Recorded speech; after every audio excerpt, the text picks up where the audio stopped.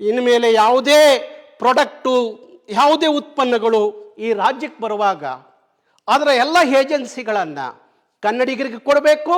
ಇಲ್ಲ ಅಂದರೆ ಕನ್ನಡಿಗನ ನಿಮ್ಮ ಏಜೆನ್ಸಿಯಲ್ಲಿ ಒಬ್ಬ ಪಾಲುದಾರನಾಗಿ ತಗೊಳ್ಳುವಂಥದ್ದು ಆದಾಗ ಮಾತ್ರ ಇಲ್ಲಿಯ ಏಜೆನ್ಸಿಗಳು ನಿಮ್ಮ ಉತ್ಪನ್ನಗಳು ಮಾರಾಟ ಆಗ್ತವೆ. ಇಲ್ಲ ಅಂದರೆ ಕನ್ನಡಿಗರು ಅಂಥ ಎಲ್ಲ ಏಜೆನ್ಸಿಗಳನ್ನ, ಉತ್ಪನ್ನಗಳನ್ನ ಧಿಕ್ಕರಿಸಿ ನಿಂತ್ಕೋತಾರೆ. ಅದನ್ನು ಮೂಡಿಸ್ಲಿಕ್ಕೆ, ಅದರ ಅರಿವನ್ನು ಮೂಡಿಸ್ಲಿಕ್ಕೆ ಮಹಾ ಸಂಘರ್ಷ ಯಾತ್ರೆ 31 ಜಿಲ್ಲೆ ಎಲ್ಲ ವಿಧಾನಸಭಾ ಕ್ಷೇತ್ರಗಳಿಗೆ, ತಾಲೂಕುಗಳಿಗೆ ಹೋಗಬೇಕು ಅನ್ನುವ ರಕ್ಷಣಾ ವೇದಿಕೆ ತೀರ್ಮಾನ ಇದೆಯಲ್ಲ, ಕನ್ನಡಿಗರನ್ನ ಬಡದು ಹೆಬ್ಬರಿಸಬೇಕಾಗಿದೆ. ಹೇಳಿ ಕನ್ನಡಿಗರೇ, ಎದ್ದೇಳಿ. ನಿಮ್ಮ ಭಾಷೆಯ ಬುಡಕ್ಕೆ ಇವತ್ತು ಬೆಂಕಿ ಬಿದ್ದಿದೆ, ನಿಮ್ಮ ಉದ್ಯೋಗದ ಬುಡಕ್ಕೆ ಬೆಂಕಿ ಬಿದ್ದಿದೆ, ನಿಮ್ಮ ಉದ್ಯಮದ ಬುಡಕ್ಕೆ ಬೆಂಕಿ ಬಿದ್ದಿದೆ.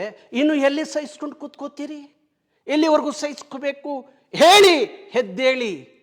ಯಾವ ಮಹಾ ಸಂಘರ್ಷ ಯಾತ್ರೆ ಹೊರಟಿದೀವಲ್ಲ, ಅದರ ಜೊತೆಯಲ್ಲಿ ಕೈ ಜೋಡಿಸಿ ನಮ್ಮ ಹೋರಾಟಕ್ಕೆ, ನಮ್ಮ ಹೋರಾಟಕ್ಕೆ ನೀವು ಕೈ ಜೋಡಿಸಿ ನಾವು ಕರೆಯನ್ನು ಕೊಡಲಿಕ್ಕೆ ನಾನು ಎಲ್ಲ ಜಿಲ್ಲೆ ತಾಲೂಕುಗಳಿಗೆ ಹೋಗಬೇಕು ಅನ್ನೋ ತೀರ್ಮಾನ ಮಾಡಿದ್ದೀನಿ. ಏನೇ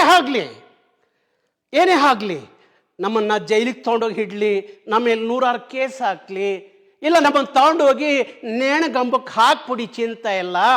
ಆದರೆ ನನ್ನ ಭಾಷೆ, ನನ್ನ ಜನರ ಬದುಕು, ನನ್ನ ಜನರ ಉದ್ಯಮ ಅದು ಆಗೋವರೆಗೂ ಕರವೇ ಸುಮ್ಮ ಕೂರುವ ಪ್ರಶ್ನೆ ಇಲ್ಲ.